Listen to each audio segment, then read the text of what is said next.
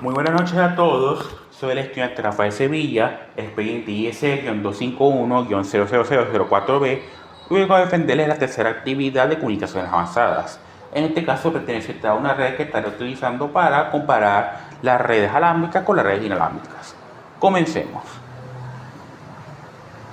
Para poder comparar estos dos tipos de redes, debería hablar principalmente de su eficiencia a la hora de transferir datos y su seguridad. Aquí tenemos este switch que en este caso me estaría representando una subred alámbrica. Es decir, a este switch se conectan dispositivos que se conectan mediante cable Ethernet y esta a su vez se conecta al router principal que mantiene como núcleo la red. Es decir, esta es una red de tipo estrella extendida. Ahora, si yo quiero realizar una transferencia entre esta computadora y esta computadora, podemos realizar dos tipos de pruebas. La primera es un ping sencillo. Voy a ir aquí, voy a colocar ping. En este caso quiero saber mi nueva IP, así que voy a revisar. Tengo la configuración aquí. Y me doy cuenta que esta de aquí termina en 5. Esta de aquí termina en 4, si mal no recuerdo. Así que vamos a revisar de una vez desde aquí. Voy a realizar un ping a la computadora número 4, esta que está aquí. Y veremos que la cantidad de tiempo que se toma para realizar la transferencia de datos es exageradamente baja. Estamos hablando de menos de un milisegundo. ¿Por qué? Porque estas computadoras se encuentran conectadas directamente a través de cable Ethernet. El procedimiento que actúa dentro de la transferencia de datos entre este punto y este punto es mucho más sencillo, ya que la información solo requiere pasar a través del cable, luego hasta el switch y llegar a través del cable nuevamente hasta el punto que necesita llegar. Podemos hacer otra prueba que es con un paquete sencillo. Voy a enviar este paquete de aquí a acá y voy a revisar su viaje a través del modo simulación. Tengo el paquete aquí, vamos a ir avanzando y veremos cómo la transferencia de datos se vuelve un procedimiento sencillo en el que simplemente llega desde el punto A hasta el intermediario, luego hasta el punto B y luego se devuelve para avisar que la información llegó de manera exitosa.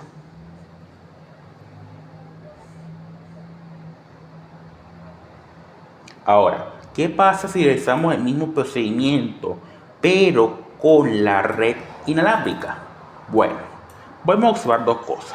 Primero que todo voy a conseguir la IP de este dispositivo. Voy a ir a wireless,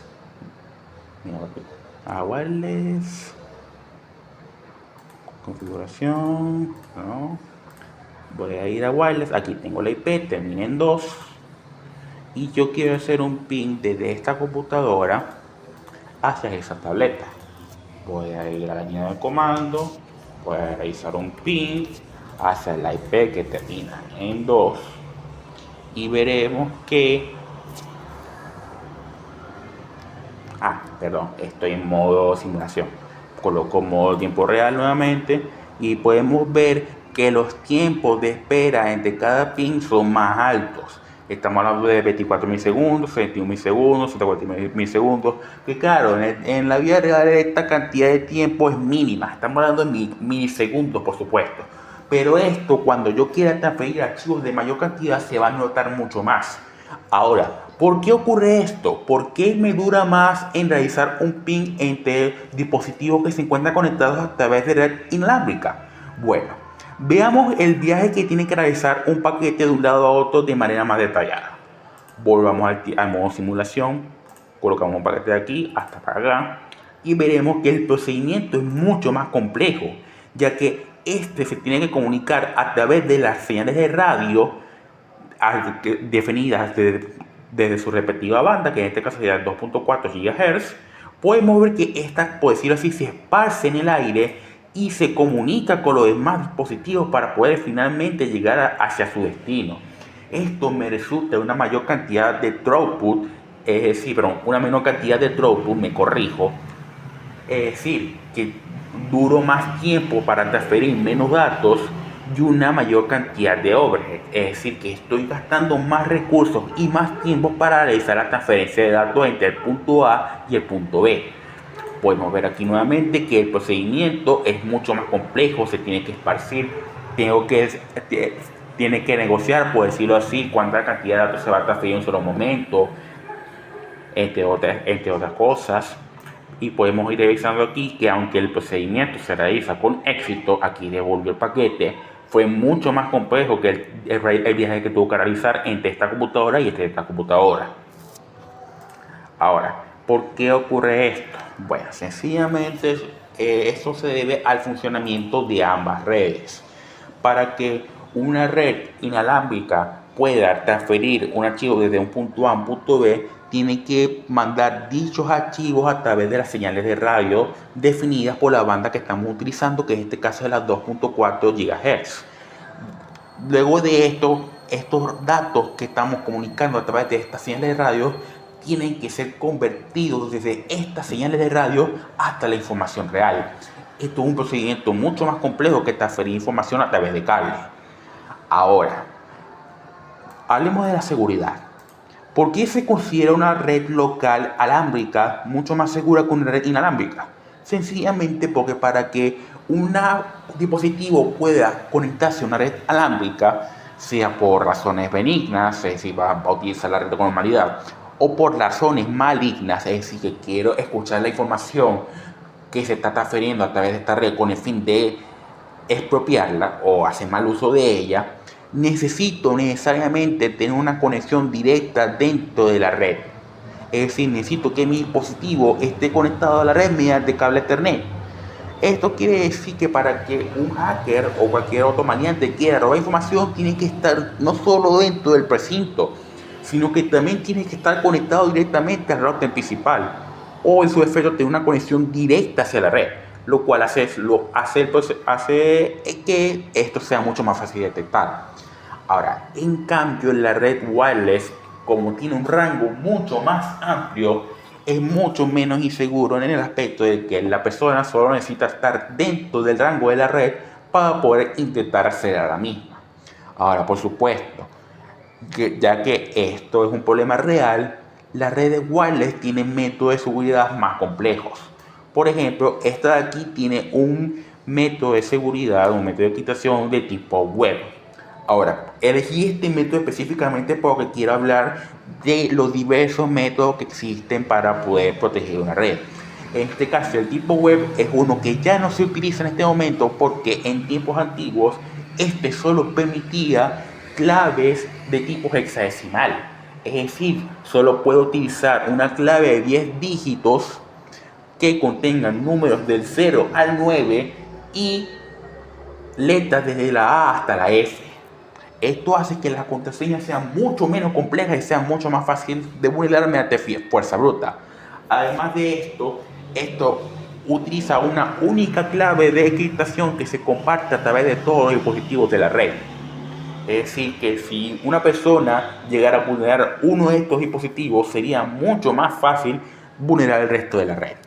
Por supuesto, si yo fuera a cambiar a la tipo WPA2-PSK, puedo utilizar contraseñas más complejas, los métodos cifrados son mucho más seguros y complejos, entre otras. Aquí si me meto, voy a colocar cualquier tipo de contraseña alfanumérica con las letras que yo necesite, puedo colocarle símbolos, puedo colocarle números y perfectamente me cubrirá la red. Ahora, ya que mis demás dispositivos están configurados mediante el método anterior, lo voy a dejar como estaba. Y por supuesto, no está de más decir que si directamente los métodos de identificación están deshabilitados, entonces cualquier dispositivo que tenga el nombre de la red o que siquiera pueda verla, como lo puede hacer un teléfono smartphone o tablet o laptop, entre otras, simplemente pueda entrar en la red sin ningún tipo de impedimento y hacer dentro de ella lo que él quiera. Ahora, ya hablamos de esto, ya hablamos de seguridad, ya hablamos de los métodos de transferencia y sobre cómo en ciertos aspectos la red inalámbrica tiende a ser mucho menos segura y menos robusta que la red alámbrica, y por ende podemos llegar a una conclusión, que es que en algunos aspectos las redes inalámbricas son inferiores a las alámbricas. Pero esto no es el fin de la historia. No podemos simplemente dejar esto aquí. ¿Por qué? Porque existe una razón por la que en los métodos wireless o decir, una red de tipo wireless llegó a existir. Existe una muy buena razón, que es el hecho de que las redes alámbricas necesitan necesariamente de conexiones físicas entre un punto a otro. Es decir, si yo, por ejemplo, digamos que yo estoy en mi casa, yo quiero conectar mi computadora a mi módem y no tengo ningún tipo de dispositivo inalámbrico, entonces necesariamente yo necesitaría una de dos: o estar en el mismo lugar que el módem todo el tiempo mientras otro dispositivo y conectar mi laptop al módem directamente mediante cable Ethernet o usar un switch, entre otras, o tener que elaborar una conexión que me permita llevar un cable Ethernet desde el módem hasta el cuarto en el que yo voy a querer estar utilizando el dispositivo que estoy utilizando. Eso quiere decir que tengo mucha menos movilidad, ya que voy a necesitar estar conectado todo el tiempo al módem directamente mediante el cable Ethernet. Y por supuesto, si mi dispositivo no tiene un puerto Ethernet, por ejemplo un teléfono o una tableta, directamente no voy a poder entrar a mi red. Es gracias a esto que tenemos las redes wireless, ya que estas resuelven una problemática que es el hecho de la movilidad, ya que simplemente con tener mi router en un cuarto en específico y estando siempre dentro de su rango, puedo utilizar cualquier dispositivo y moverme constantemente dentro de ese rango siempre y cuando que nunca me salga del mismo. Es decir, yo pongo mi router en la sala y yo puedo ir al baño, puedo ir a mi cuarto, puedo ir a la cocina, puedo ir a cualquier lugar con mi dispositivo sin perder la conexión a la red. Por supuesto, esto tiene sus limitaciones. Si yo esta computadora yo fuera a alejarla del dispositivo, entonces para que éste pueda mantenerse conectado a la red, va a tener una menor capacidad de transferencia de datos, es decir, su señal va a ser más débil. Pero por supuesto, en este caso esto no se puede observar, ya que tenemos ciertas limitaciones con Cisco, pero es algo muy importante a saber cuando estamos hablando de las redes inalámbricas. El rango, por más que sea mucho más extenso que una red Ethernet, puede debilitar la potencia de la red mientras más lejos estemos del dispositivo principal. Aparte de esto, me gustaría destacar que existen diversos protocolos, por decirlo así, que rigen a las redes inalámbricas. En este caso, el más popular es el 802.11n, que es el que utiliza este router, en el cual yo puedo utilizar una red, una red de 2.4 GHz y puedo utilizar los diversos canales disponibles para poder realizar la conexión a red. En este caso, el estándar normal se da aproximadamente 600 MHz de capacidad de transferencia de datos, pero generalmente este es un número que llega a ser más bajo debido a las diversas limitaciones que puede haber tanto en el dispositivo como en este entorno, ya que por supuesto existen diversas maneras en las que un dispositivo puede llegar a interferir con la potencia de una red Wi-Fi. Esto es otra cosa que podemos notar si llegáramos a revisar el tipo de banda de radio que estamos utilizando. El canal de 20 MHz es el más seguro, por decirlo así, es de menor rango, pero también es el más resistente a las interferencias que pueden realizar otros dispositivos. Mientras que el rango amplio de 40 MHz tiene mucha mejor capacidad, pero es más vulnerable a que su funcionamiento se vea interrumpido mediante otros dispositivos. Ahora, otra cosa que quería destacar, bueno, si estamos hablando de una red inalámbrica y una alámbrica, ¿cuál deberíamos elegir?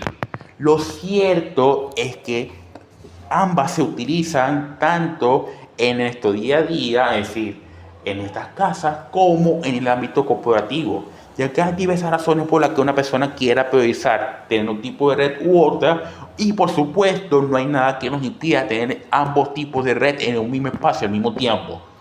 Por ejemplo, yo personalmente trabajo en una empresa en la cual tengo ambos tipos de red disponibles. Mi espacio de trabajo, yo trabajo como programador, está conectado directamente a la red principal, a la internet, es decir, una red interna mediante cable Ethernet. Es aquí donde se mueve la información más sensible, donde tenemos acceso a los diversos módulos con el cual podemos realizar nuestro trabajo, entre otras. ¿Por qué es una internet? O sea, ¿por qué es una red alámbrica? Estamos hablando de una empresa, por supuesto, que son varias oficinas conectadas entre sí. y hay un cableado mucho más complejo que se mueve a través de canaletas por dentro de las paredes, entre otras. Pero se toma este tipo de red debido a que es mucho más seguro, ya que estamos manejando información sensible dentro de estas computadoras y dentro de la red, por lo que es de garantizar que ninguna persona pueda acceder a nuestra red sin permiso. Pero por supuesto, aparte de esta internet, tenemos la red Wi-Fi o wireless, en la cual podemos utilizar cualquier otro dispositivo para poder realizar otras funciones que requieran de internet, siempre y cuando no requiramos acceso a la red interna principal. Esto quiere decir que mientras que yo hago mi trabajo a través de mi computadora principal, puedo utilizar otro dispositivo como un teléfono, una tableta, una laptop, entre otras, para buscar información adicional con la cual yo pueda realizar mejor mi trabajo. Es decir, con esto podemos concluir que no necesariamente hay que elegir entre un tipo de red u otra. Siempre se puede utilizar ambas en conjuntos o una red sobre la otra según las necesidades tanto nuestras como de la empresa en la que estamos trabajando. Eso fue todo por hoy. Muchas gracias por escucharme.